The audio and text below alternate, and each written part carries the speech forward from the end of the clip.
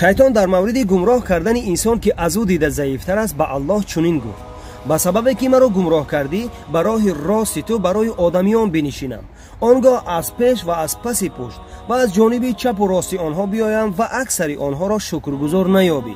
сураи Аъроф ояи 16 ва 17. дар ин ҳолат фариштагон ба фарзанди одам ки раҳмашон омада буд чунин гуфтанд: худоё, агар шайтон аз чор ҷониби одам омада ӯро васваса кунад, пас ӯ чӣ гуна наҷот меёфта бошад? худованд гуфт: барои инсон ду ҷониб боқӣ мемонад, ба боло ва поён.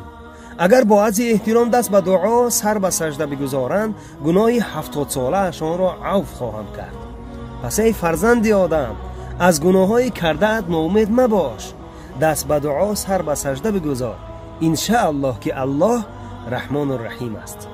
салому алайкум ва раҳматуллоҳ.